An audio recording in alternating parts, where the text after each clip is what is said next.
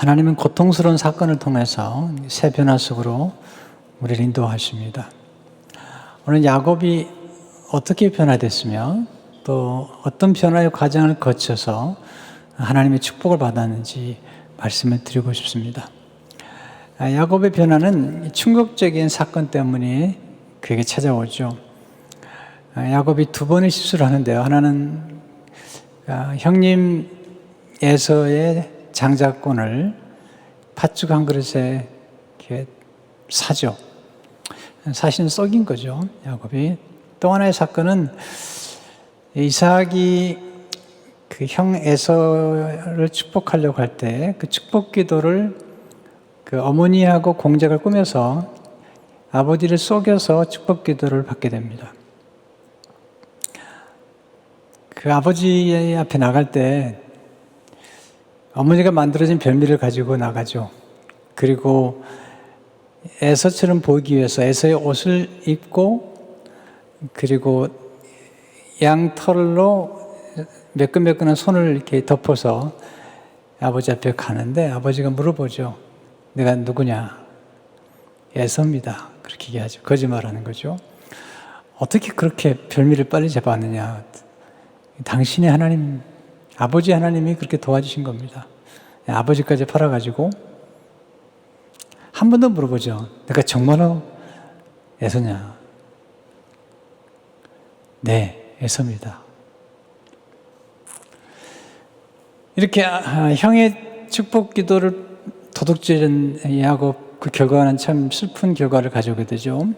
형 에서가 알고 이제 야곱을 죽이려고 작정합니다. 그 소식을 들은 리브가가 에서가 야곱을 죽일 수 있다는 걸 알죠. 그래서 외삼촌 라반의 집으로 피신을 가도록 그렇게 급히 결정을 내리게 됩니다. 창세기 27장 42절에 44절을 보게 되면 작은 아들 야곱을 불러 이르되 내 형 에서가 너를 죽여 그 한을 풀려 하니 내 아들아 내 말을 따라 일어나 하란으로 가서 내 오라버니 라반에게로 피신하여 내 형의 노가 풀리기까지 몇 날 동안 그와 함께 거주하라. 놀라운 변화를 경험하게 되죠. 먼저 리브가에게 큰 변화예요. 왜냐하면 아들을 그렇게 집착하는 아들을 그렇게 사랑했던 아들을 놓아주는 순간이죠. 그리고 외삼촌 라반에게 보내는 거죠. 여기서 우리가 배우는 첫 번째 변화에 대한 교훈은 하나님은 놓아줌을 통해서 새 변화 속으로 들어가게 하시는 것입니다. 자, 여기서 우리가 야곱의 변화가 어떻게 이루어지는지 또 변화에 대해서 좀 중요한 그런 교훈들을 좀 배울 필요가 있습니다. 첫째로 변화는 생존의 여부가 달려있는 문제입니다. 어떤 변화는 별로 중요하지 않지만 어떤 변화는 살고 죽는 문제에 직면하게 됩니다. 지금 이 상황은 만약에 야곱이 피신하지 않으면 죽어요. 변화하지 않으면 죽는 것입니다. 그래서 중요한 교훈이 있죠. 변화를 위해서는 현실을 직시하는 것이 필요합니다. 현실을 직시하는 것. 이게 쉽지 않습니다. 현실을 직시하는 것 쉽지 않습니다. 그런데 변화를 추구하려면 현실을 정말로 직시해야 되죠. 또한 변화를 위해서는 직면한 심각한 문제를 인정하는 게 필요합니다. 많은 분들이 이걸 인정하잖아요. 지금 문제는 심각한데 문제가 없는 것처럼 괜찮다고 그렇게 생각하잖아요. 변화는 문제를 인정하는 사람에게는 축복의 기회를 제공해 주는 것입니다. 리브가의 탁월한 점은 야곱의 어머니 리브가의 탁월한 점은 현실을 직시할 줄 알았고 그리고 문제를 정확하게 파악할 줄 알았다는 것입니다. 문제를 있는 그대로 보는 것 이게 쉬운 게 아니거든요. 괜찮다고 괜찮지 않습니다. 많은 분들이 그래서 어려움을 겪게 됩니다. 괜찮을 거라고 생각하지만 괜찮지 않습니다. 아니 어떻게 형이 동생을 죽이겠냐고 형제간에 성경을 읽어보세요. 성경은 정확하게 가인이 아벨을 죽이지 않습니까? 우리가 굉장히 중요한 원리를 배워야 됩니다. 성경은 정말 정확할 뿐만 아니라 우리 인생에 대해서 좀 더 정확하게 볼 필요가 있는 거거든요. 형제가 아니죠. 가인이 아벨을 죽였다니까요. 에서가 야곱을 죽일 수 있다니까요. 리브가는 그걸 아는 거죠. 그런 감각이 있는 거죠. 두 번째, 변화에서 가장 중요한 것은 타이밍이죠. 때를 놓치면 안 되잖아요. 리브가는 대단히 탁월합니다. 왜냐하면 이 때를 놓치면 둘째 아들이 죽을 수도 있다는 것을 아는 것입니다. 그래서 남편을 설득합니다. 에서가 이방 여인과 결혼하는데 야곱은 그럴 수 없다고. 친족에서 부인을 맞이하면 좋겠다고 설득을 하고 떠나보내죠. 그 모습이 오늘 본문 28장 10절의 말씀이죠.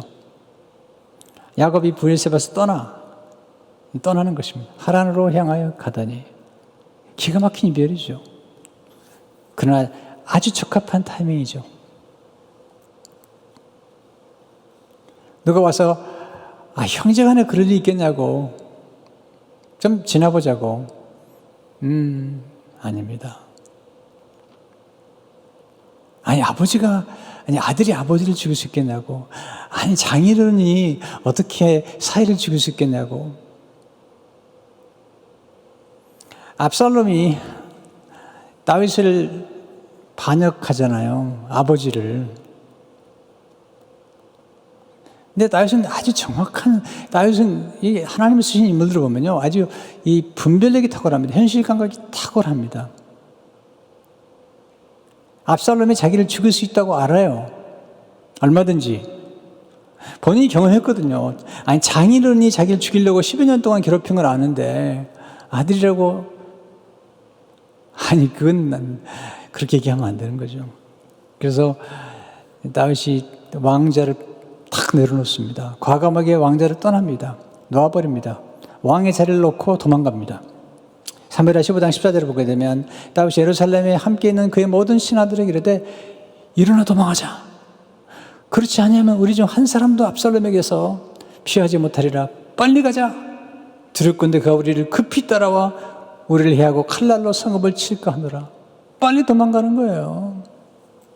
여러분, 압살롬 같은 사람 만나면 빨리 도망가야 되는 거예요. 네. 우리가 좀 씨름하고 이렇게 좀 견딜 만한 사람이 있는가 하면 빨리 피해야 될 사람이 있는 거죠. 압살롬 같은 경우에 지금 이런 상황에서는 빨리 피할 수밖에 없잖아요. 물론 아들이긴 하지만 지금 도망가는데 다윗은 도망가는 걸 부끄러워하지 않습니다. 여러분, 지혜로운 사람들은 이게 결정적일 때는요, 자존심이라는 게 필요 없는 겁니다. 무슨 자존심이 필요합니까? 지금 살고 봐야지. 다윗은 그런 자존심을 다 내려놓습니다. 아기스 왕 앞에서 그 죽지 않기 위해서 그는 미친놈 행세를 합니다. 이것이 다윗이 탁월한 겁니다. 감각을 빨리 파악한 것입니다. 그리고 이제 압살롬이 반역을 했기 때문에 도망가는데 그 도망가는 모습이 참 서글프죠. 사무엘하 15장 30절을 보니까 다윗이 감난산길로 올라갈 때 그의 머리를 그가 가리고 맨발로 울며 가고 그와 함께 있는 모든 백성들도 각각 자기의 머리를 가리고 울며 올라가니라. 그 대단했던 다윗이, 골리앗 장군을 쓰러뜨리던 다윗이 이제 나이가 들었습니다. 아들 못 이깁니다. 도망가는데 맨발로 갑니다. 저는 다윗이 훌륭하다고 생각해요. 또 야곱이나 또 리브가가 굉장히 탁월하다고 생각해요. 만약에 이 타임을 놓치면 죽는 겁니다. 그래서 배우는 중요한 교훈들이 몇 가지 있죠. 변화의 타이밍을 잘 포착할 때 죽지 않고 살아남을 수 있습니다. 또한 변화의 타이밍을 잘 포착할 때 많은 손실을 줄일 수가 있습니다. 많은 분들이 제가 사업하는 분을 지켜보면은 멈춰야 되는데 안 멈추다가 더 많이 잃어버려요. 물론 거기 대단한 분별력이 필요하지만 근데 결정적인 순간에 결정적으로 내려놔 버리면 많은 것을 잃지 않고 어느 정도만 잃고 끝낼 수 있는데 그걸 놓칠 때가 많아요. 내려놓을 때는 과감하게 내려놔야 되는 거죠. 어제도 한 분하고 통화를 했는데 저희 교회는 아닙니다만은 통화했는데 목사님 좀 지켜보다가 끝내려고 그래요. 네, 아직 줄였는데 아직 끝내려고 그래요. 네, 그럴 필요도 있죠. 때로는. 왜냐하면 더 붙잡았다 더 많은 걸 잃어버릴 수 있기 때문에. 어떤 건 기다려야죠. 물론 견뎌야죠. 그러나 어떤 경우에는 분별력이 필요하죠. 놓을 건 놔버려야 되거든요. 변화의 타이밍을 잘 포착할 때 재기의 기회를 마련할 수 있는 거예요. 야곱이 다시 돌아오잖아요. 나중에. 또 다윗도 다시 왕에 올라가잖아요. 변화의 타이밍을 잘 포착할 때 위기를 기회로 만들 수가 있는 겁니다. 이 타이밍이 모든 걸 결정하는 데 중요한 것입니다. 특별히 지도자는 이 타이밍에 아주 민감해야 됩니다. 세 번째, 세변은 놓아줌을 통해 시작되죠. 리브가가 야곱을 놓아주잖아요. 야곱도 장자권은 다 내려놔 버립니다. 놓아주는 거죠. 놓아짐이 굉장히 좋은 거고 지혜로운 것입니다. 놓아짐은 집착을 내려놓음으로 경험하는 자유입니다. 네. 집착은 쓰레기를 만든다고 그러잖아요. 이 집착을 내려놔 버리면 더 놀라운 자유를 경험하잖아요. 우리는 무엇이니 집착하는 것은 노예가 되는 겁니다. 하나님이 좀 내려놓으라는 것입니다. 하나님이 아브라함에게 이삭을 놓아주라는 겁니다. 네. 여러분, 아프리카에서 원숭이를 잡는 법은 간단하다고 그러더라고요. 이게 바구니 같은 데다가 원숭이가 좋아하는 바나나를 넣어놓는 거죠. 그리고 그 위에 그 손을 집어넣는 그 구멍을 조그맣게 만들었는데요. 이 바나나를 먹으려고 집어넣어서 바나나를 잡잖아요. 그리고 손을 빼는데 안 나오죠. 바나나가 기니까. 바나나를 놓으면 자유인데 넣지 않고 있다가 잡히는 거죠. 또 놓아짐을 통해서 우리는 새롭게 성장할 수 있죠. 놓아짐이 없으면 성장하지 못해요. 자녀는 어머니의 놓아짐을 통해서 그런 성장하죠. 엄마가 이제 자녀를 잉태하고 출산하잖아요. 출산할 때 탯줄을 끊죠. 이 탯줄을 끊는 게 놓아주는 거예요. 이제 그때부터 놓아주는 훈련을 하는 것입니다. 나중에 학교 가죠. 놓아주는 거죠. 나중에 이제 드라이브 라이선스를 받잖아요. 이게 놓아주는 거죠. 어릴 적에 자전거 타는 법 가르치잖아요. 뒤에서 붙잡다가 놓아주죠. 그러면서 그런 거죠. 또한 놓아주면 과거에 익숙한 것들과 결별하는 것을 의미하죠. 놓아주는 것만큼 미래 걸리는 것입니다. 어떤 분은 떠나간 사람들을 이렇게 잘 놓아주지 않는 분들이 계세요.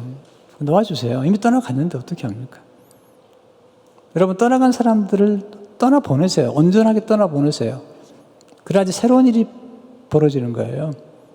전 다윗이 훌륭하다고 생각해요. 다윗이 밧세바와 동침하고 먼저 아들을 낳잖아요.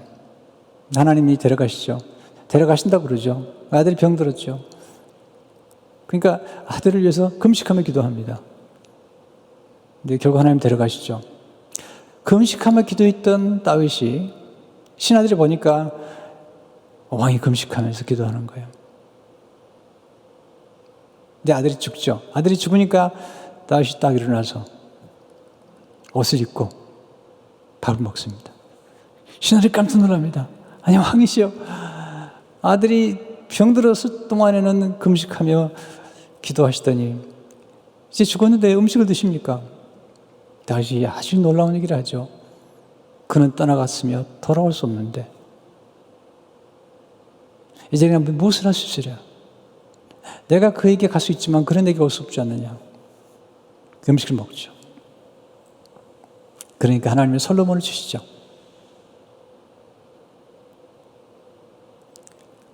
이미 떠난 사람인데, 자, 영적으로도 마찬가지, 옛자를 낳아야지 새로운 자를 만나는 거잖아요. 옛사람을 놓아버려야죠.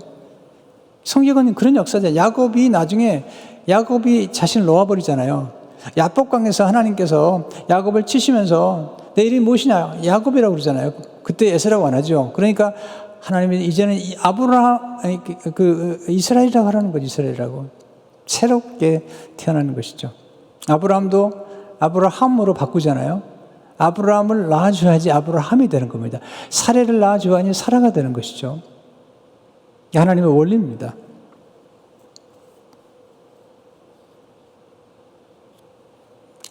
물론 쉽지 않죠. 과거에 받은 상처도 있고 아픔도 있는데 쉽지 않은데, 그러나 인생이 한 번뿐이잖아요. 한 번뿐인데, 아니, 20년 전, 30년 전에 그런 사건이나 글을 가지고 내가 지금 끌을 안고 살 필요가 없잖아요. 그게 예수 믿는 사람들이 왜 그래요? 특별히 또. 그럴 필요가 없는 거예요. 원리는 심플합니다.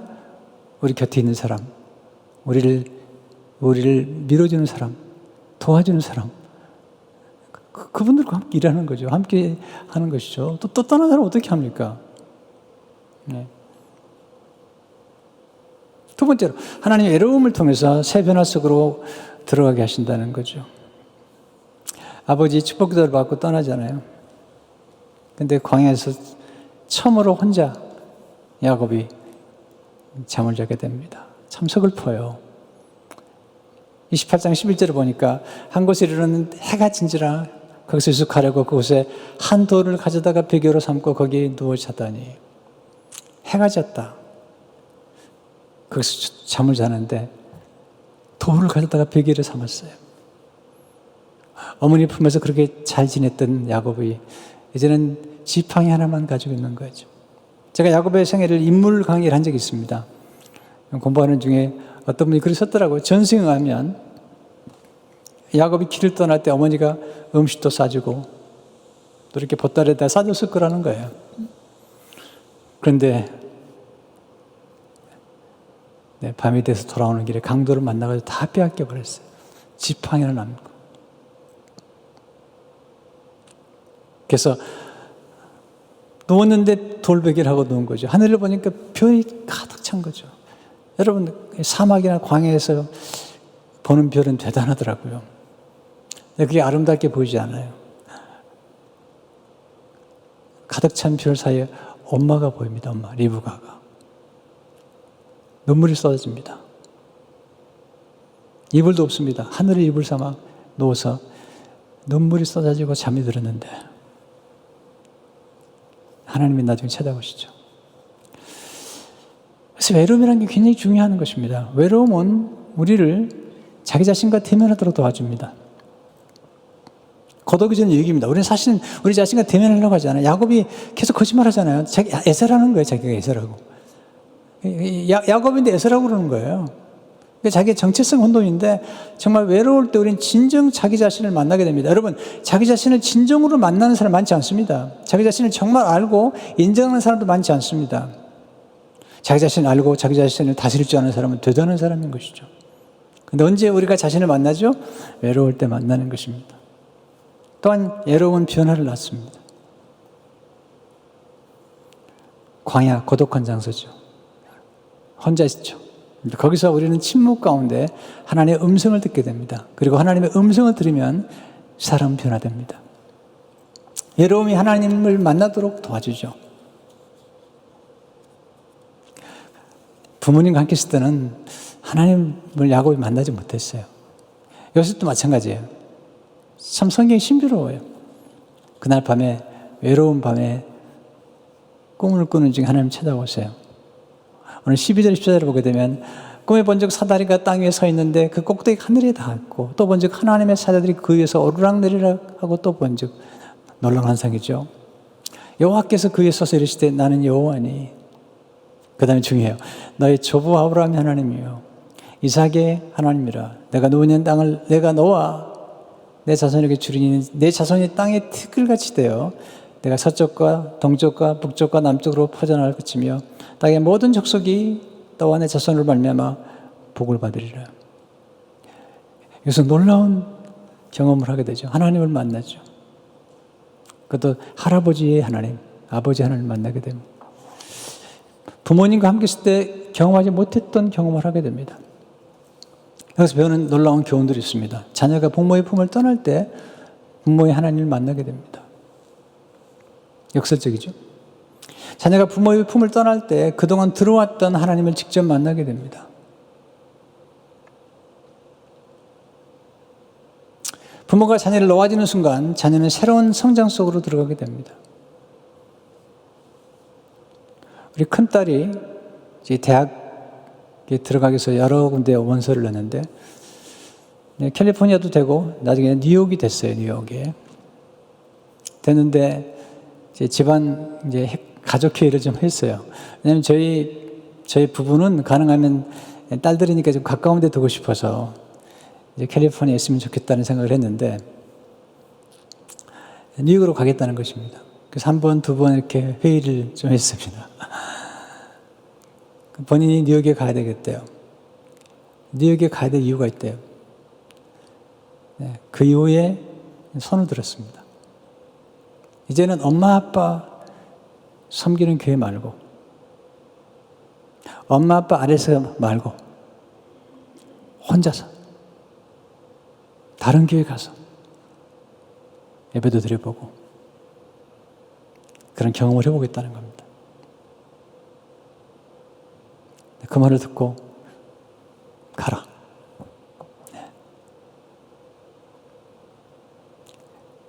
6년 동안 지냈습니다. 가는 해 9.11이 터졌습니다. 그냥 6년 동안 있는 동안에 하나님 은혜로 믿음 생활 잘했습니다. 감사했습니다. 둘째 딸은 바로 이 로스앤젤레스에서 공부를 했지만 집을 떠나서 공부를 했습니다. 친구들하고 같이. 부모를 떠나서. 이게 중요한 경험들을 생각해 됐어요. 놓아주는 것입니다. 결혼도 놓아주는 것입니다. 부모를 떠나 아내와 합하여 한 몸을 이루는 것입니다. 이런 경험들이 필요한 것입니다. 부모가 놓아줘야 됩니다. 물론 자녀는 부모를 공경해야 되겠죠. 또 자녀는 위해서 부모는 계속 기도하고 또 필요하면 좀 서포트해야 되겠지만 그러나 이게 중요한 경험들을 하는 게 뭐냐면 하나님을 만나는 놀라운 경험들은 외로울 때 그것도 부모를 떠나서 얼마든지 가능하다는 것입니다. 아주 고생할 때 거기서 하나님을 찾게 되는 것입니다. 하나님 만나서 하나님이 약속해 주시죠. 내가 너와 함께 하겠다. 창세기 18장 15절을 보니까 내가 너와 함께 있어 내가 어디로 가든지 너를 지키며 너를 이끌어 이 땅으로 돌아오게 할지라. 그리고 야곱이 예배를 드려요. 16절에 19절을 보니까 야곱이 자매께 이르되 여호와께서 과연 여기 계시거늘 내가 알지 못하도다 이에 두려워하여 이르되 두렵도다 이것이요 이것은 다름 아닌 하나님의 집이요 이는 하늘의 문이로도 하고 야곱이 아침에 일찍 일어나 베개로 삼았던 돌을 가져다가 기둥으로 세우고 그 위에 기름을 붓고 그 이름을 베델이라 하였더라. 베델은 하나님의 집이라는 뜻이죠. 이 성의 옛 이름은 루스더라. 여러분 이렇게 변화를 추구할 때 놀라운 경험을 하게 되는 것입니다. 만약에 집에 머물러 있었다면 이런 경험 못합니다. 내 엄마 아빠를 떠나는 순간에 그는 새로운 경험을 하게 되었던 것입니다. 세 번째 하나님은 낯선 만남을 통해 우리를 축복해 주시는 것입니다. 그 낯선 땅에 도착해 보니까 동방의 땅이죠. 창세기 29장 1절에 보니까 야곱이 길을 떠나 동방 사람의 땅에 이르러. 네, 우물가에 가보니까 사람들이 있어요. 물어보죠. 놀랍게도 만난 사람들이 하란에서 온 사람들이었어요. 그래서 물어보죠. 나홀의 손자 라반을 아는지. 그랬더니 그 딸이 지금 오고 있다고. 딸 라헬이 지금 양떼를 먹이러 오고 있다고. 하나님 놀라운 인도죠. 길을 떠났는데 하나님이 앞서서 역사하시는 거죠. 야곱이 처음으로 라헬을 만납니다. 라헬을 만나는 순간 그냥 사랑에 빠져버려요. 이 야곱은 굉장히 빠른 사람이에요. 감각이 빠르고 그래가지고 라헬을 보자마자 막 입을 맞추고 막 울기도 해요. 울기도. 별 남자 다 봤어요. 만나자마자 울어요. 막. 네, 창세기 29장 10절 12절을 보니까 야곱이 그의 외삼촌 라반의 딸 라헬과 그 외삼촌의 양을 보고 나가 우물 아기에서 돌을 옮기고 외삼촌 라반의 양떼에게 물을 먹이고 그가 라헬에게 입 맞추고 소리내어 울며 그에게 자기가 그의 아버지의 생질이요 리브가 아들 때문에 말하였더니 라헬이 달려가서 그 아버지에게 알리며 대단해요. 만나자마자 입을 맞추고 막 울고 야곱 대단한 사람이죠. 또 라헬도 재밌어요. 또 달려가요. 또 나중에 보니까 라반도 달려와요. 이 식구들은 다 달려다니는 사람들이에요. 네, 13절 13절을 보세요. 라반이 그의 생질 야곱의 소식을 듣고 달려와서 그를 영접하여 안고 입 맞추며 자기 집으로 인도하여 들으니 야곱의 자기의 모든 일을 라반에게 말하며 라반이 이르되 너는 참으로 내 혈육이로다 하였더라. 저는 하나님이 쓰신 인물들의 특징이 몇 가지 있는데 그중 하나가 성경에 보면 열정입니다. 열정과 갈망. 대단한 열정과 갈망을 가졌어요. 한 달 좀 지났죠? 라반 얘기해요. 그냥 집에서 일 좀 해라. 품삯을 정하자. 그랬더니 품삯 필요 없습니다. 라헬을 주십시오. 왜냐하면 삼촌 라반의 집에 올 때 그가 부모님께 들었던 얘기는 뭐냐면 외삼촌 집에 가서 아내를 맞이하라는 거거든요. 목표 지향적이죠. 한 가지예요. 아내를 맞이하는 거죠.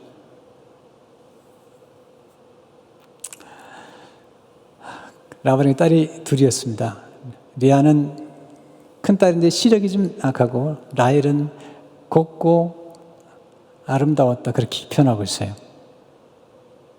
그래서 라헬을 성경에 보니까 라헬을 야곱이 더 사랑했다. 이 표현이 재밌어요. 레아를 싫어했다는 얘기를 하지 않고 라헬을 더 사랑했다. 그렇게 얘기해요.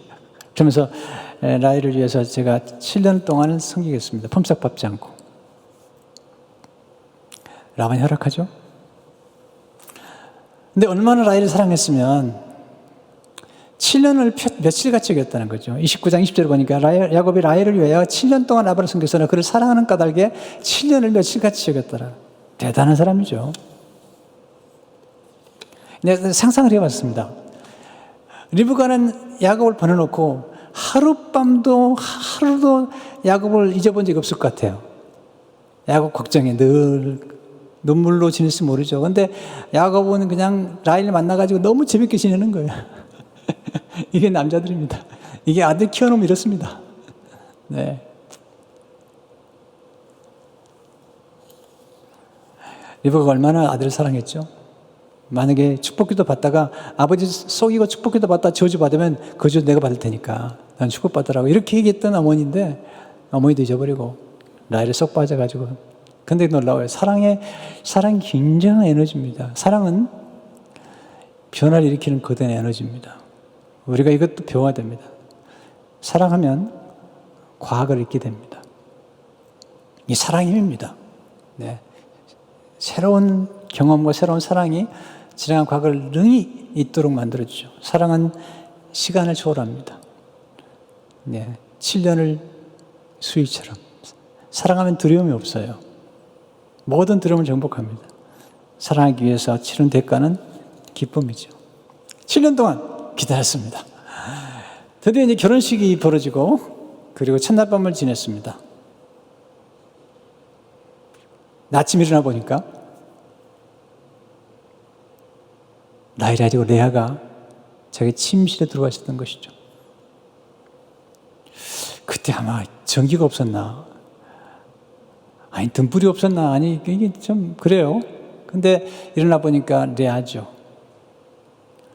야곱이 황당한 거죠. 따지죠. 왜 속이십니까 나를? 여러분 속이기로 하면 야곱이 1등이잖아요. 근데 이 속이기로 한 1등 야곱보다 더 탁월한 사기꾼이 있는 거예요. 점점 나와버린 거죠. 네. 기른 놈 위에 나는 있다고 그러는데 이건 속이는 놈에 더 잘 속이는 놈을 만나는 거죠. 거기서 야곱이 자기를 발견하죠. 왜 그러셨습니까? 그랬더니 그 라반이 기가 막힌 얘기를 해요. 창세기 29장 26절 17절에 보니까 라반이 이르되 언니보다 아우를 먼저 주는 것은 우리 지방에서 하지 않은 바이라 이를 위하여 7일을 채워라. 우리가 그도 내게 주리니 내가 또 나를 7년 동안 섬길지니라. 그래서 네, 이 두 여인 때문에 14년 동안 섬기고, 그리고 두 여종과 더불어서 11명의 자녀를 낳죠. 나중에 이제 라헬이 베냐민을 낳다 죽는데 결국은 12명의 자녀를 얻게 됩니다.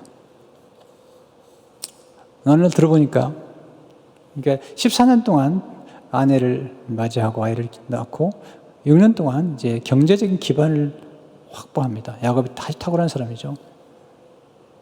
그런데 하나님 축복하니까 막을 수가 없어요. 나중에 야곱이 부자가 되죠. 그러니까 라반의 아들들이 얘기를 하는 것입니다. 우리 아버지 걸 다 빼앗아갔구나. 그걸 들었던 야곱이 금방 눈치를 챕니다. 아, 라반한테 죽겠구나. 그런 야반도주합니다. 그러니까 이 타이밍이 중요한 것입니다. 그러면서 자기 아내들한테 얘기를 하죠. 너희 아버지가 나를 어떻게 속였는지 아느냐.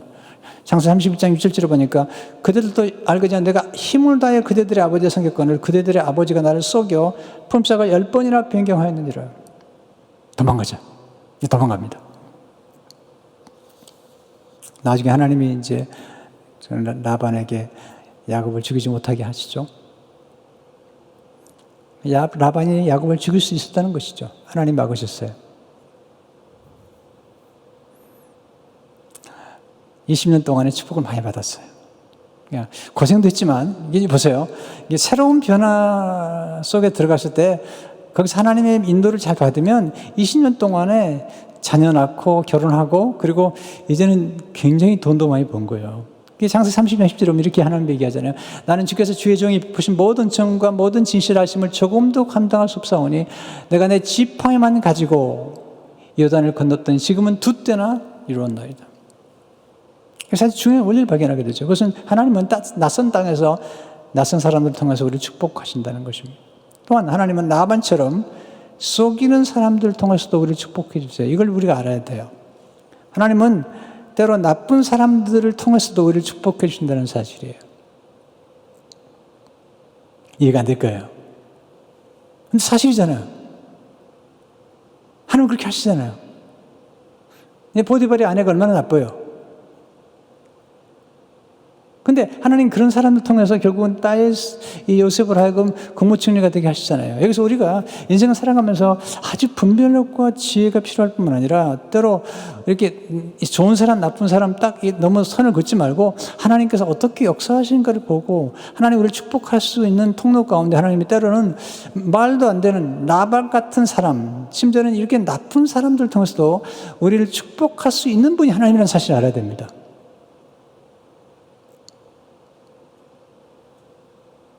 이걸 알면요, 인생이라는 게 굉장히 달라집니다. 지나가 보니까 그런 것 같아요. 인생 지나가 보니까 때로는 참 나를 괴롭혔던 사람 때문에 내가 잘 된 거, 그런 경험을 많이 했거든요. 나를 괴롭힌 사람 때문에 내가 잘 됐고, 참 소위 말하면 나쁜 사람들 때문에 제가 좀 복을 받았어요. 하나님께서 그런 사람들을 통해서 저를 축복하신 거예요. 물론 좋은 분도 많이 만났습니다. 좋은 분들도 저를 축복해 줬지만 때로는 이렇게 라반 같은 사람들을 통해서도 제가 복을 받았거든요. 또 그렇게 하는 역사하시잖아요. 야곱도요.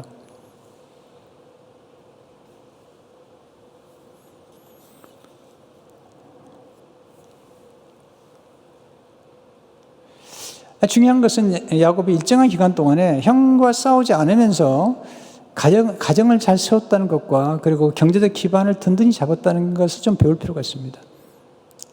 할 수 있으면 젊은 나이에 이렇게 가정을 잘 세우고 또는 경제적 기반을 좀 잡아오는 게 좋습니다.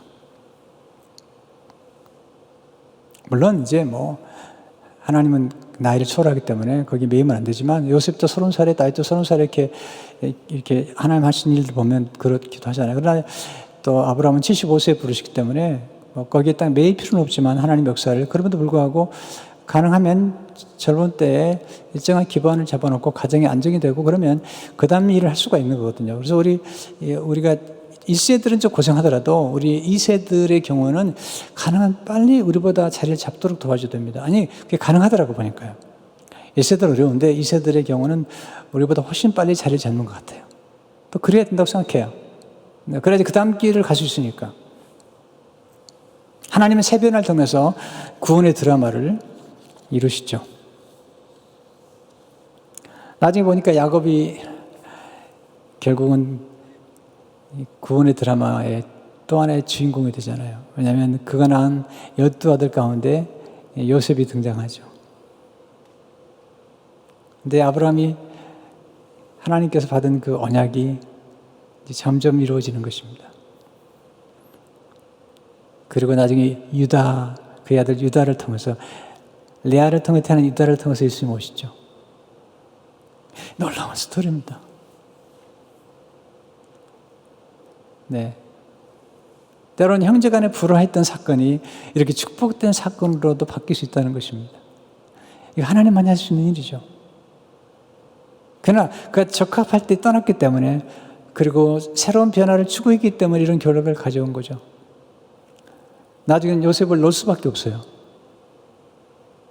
그렇잖아요. 놓고 싶어 놓은 게 아니죠.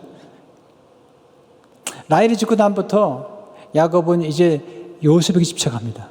하나님이 그를 떼어놓으세요.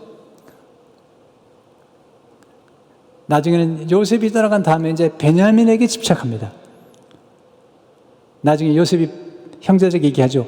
베냐민, 당신 동생들 데려오기 전까지는 시몬을 잡아놓고 안 풀어주겠다는 거예요. 나중에 야곱이 베냐민을 두 손에 풀어줍니다. 그렇게 기가 막힌 얘기를 해요.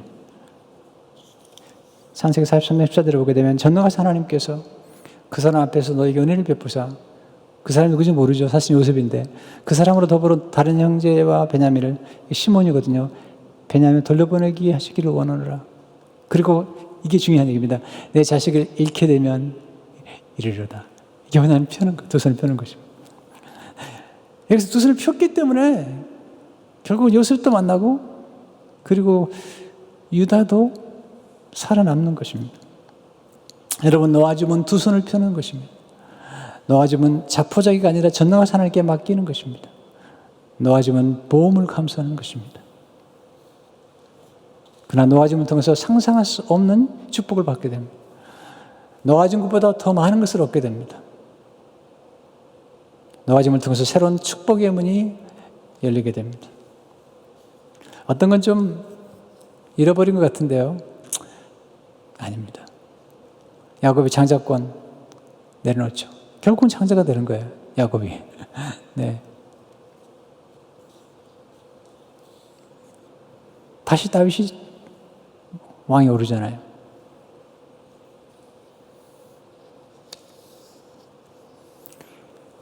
여러분, 하나님 아버지께서 아들을 내어주셨어요. 이렇게 하나님의 아들 독생자를 이렇게 놓아주셨어요. 이 땅에 오셨죠. 어디에? 십자가에 놓아주셨어요. 예수님이 십자가에서 손을 펴셨어요. 십자가는 놓아주는 것입니다. 그러면 예수님께서 만왕의 왕이 되시잖아요. 원래 하나님이신데 만주의 주로 이제 알려지신 것입니다. 왜 우리 십자가를 나가죠? 십자가는 놓아주는 거예요. 우리 과거를 놓아주는 거예요. 우리가 집착하는 것을 놓아주는 것입니다. 우리 옛 자아를 놓아주는 것입니다. 그때 우리는 새로운 역사가 나타나는 것입니다. 많은 분들이 이 고정관념에 관련되어 있습니다. 나는 이렇게 생각한다. 그거 버리셔야 됩니다. 그게 도움이 됐습니까? 나는 이렇게 생각한다는 게 도움이 됐습니까? 여러분 생각 가운데. 아니, 여러분이 만나는 사람들도 때로는 좀 변화를 줄 필요가 있습니다. 어떤 분들 만나는 사람이 꼭 고만한 사람들 만납니다. 그러니까 변화가 안 일어나는 거예요. 새로운 생각과 새로운 만남과 새로운 태도와 새로운 관점만이 새로운 역사를 경험하도록 만들어주는 것입니다.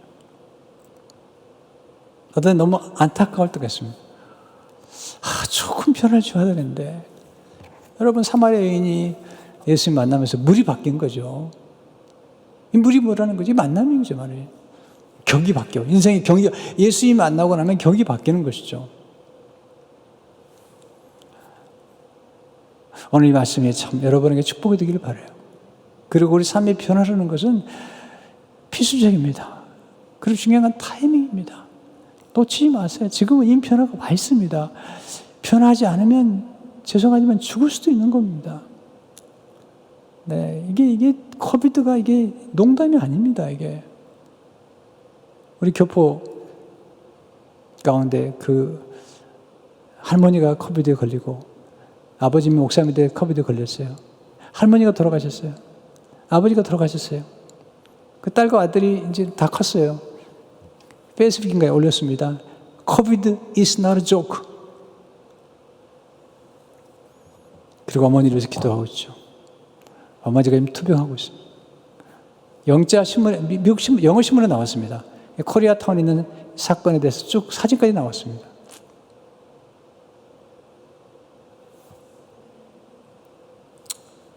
성도 여러분,